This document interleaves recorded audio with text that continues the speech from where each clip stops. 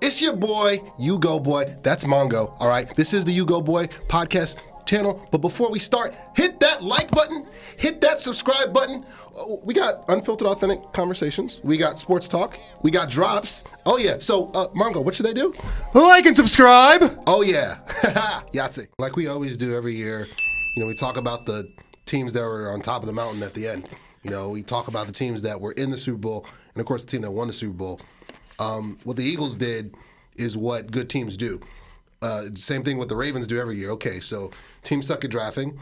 They're going to pass up on a good player and a good player and a good player. Oh, we don't have to do anything. Our BPA is a guy that we thought we had no chance of getting, but he's here. Yeah. And Jahad Campbell, yeah, he's coming off an injury, so I think him getting dinged up is a big reason why he ended up with the Eagles.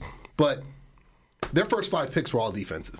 Yeah. And they have a dominant defense already. For them to get Campbell and Makuba and Ty Robinson and Mac McWilliams and Samuel Mondin Jr., another Georgia player, shocker.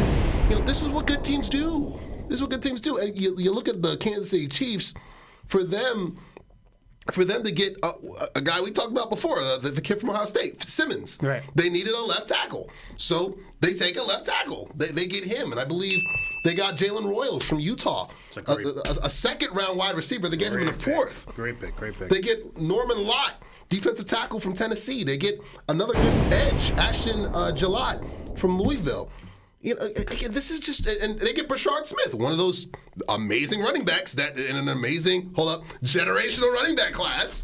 You know what I mean? They grab one from SMU. The teams at the top show you how it's done year in and year out. You have a plan and you go BPA. That's right. Because it's not just one or the other. If you're just going to go BPA but you don't have a plan, it defeats the purpose. Okay, so we're just going to take the best player available. Okay, but you've got 15 holes and you address 2 of them. But you said BPA. It's about marrying the two. Taking BPA, trusting your board, not window dressing your board. Shout out to Brian Broadus, love you, dog. And addressing your needs at the same time. Not weighing one higher than the other, marrying the two. The good teams do that year in and year out. And I'm going to give credit cautiously to Brian Schottenheimer because one of the big reasons why Will McClay re-signed on to be the pseudo general manager is because the front office agreed that they're going to give him more power in this run. And that means the Cowboys actually have a chance if that's the case. Because if you mean to tell me that Stephen Jones isn't leading the charge, or Jerry, they're not leading the charge. Yeah. That's a good thing. That's a good thing. But again, the teams at the top, they show you how it's done every year, man. It's just it's mind-boggling that the teams below they haven't picked up by now. But then again, teams suck at drafting. Yeah, I mean, and you mentioned them, but just to really bring this idea home, the Ravens, and I know you're going to scoff at this source, but other teams had it, but we'll use the one I just saw today because he's been backtracking nicely. Nick Wright, your boy, had the Bond villain. The 2 guys who the Ravens got at 27 and 59 were both in Nick Wright's top 25. There you go. So just there, but here's an even bigger example. Walter Football, who I have a lot of respect for, traditionally trashes anybody who takes the time to draft a punter or a kicker, or in this case, someone drafted a long snapper somewhere along the way out of Vanderbilt, whoever that was. Good on you guys. But right here's a case, right? We have the whole nonsense with Justin Tucker and what's going on off the field, and so Baltimore burns a pick, which is very unlike them at all, let alone many teams, to take a kicker, right? To send a very clear message about what's going on. Meanwhile, we're basically just living in Deshaun Watson purgatory in Cleveland for the better part of a decade here, and that's the difference between a good franchise and a bad franchise. Baltimore goes out and says, here is our stance on Tucker. That stance is, here's your replacement, buddy. Yeah. And meanwhile, Cleveland is not afraid to continue trying to figure out the Watson situation every year. Why is Baltimore good and Cleveland bad? That's a large part of it, guys.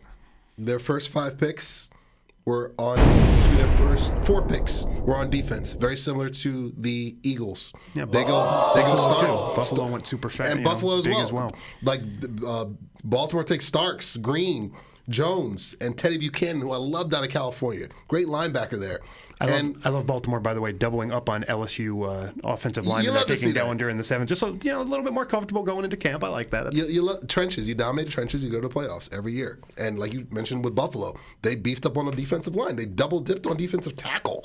Sanders and Deion Walker. Deion Walker's 6'7". should be playing in the freaking NBA playoffs right now. And they get a corner and an edge. It's your boy, U-Goboy. And my friends at New York Posse, they're going to hook you up with some official gear. The Knicks are hotter than ever, and they're going to get you right with some official snapbacks, beanies, official gear, official like tissue, baby. Hit that promo code below, 2024. Get 20% off on all New York Posse gear. Hit the link below, and they're going to get you right. It's your boy, U-Goboy. Yahtzee.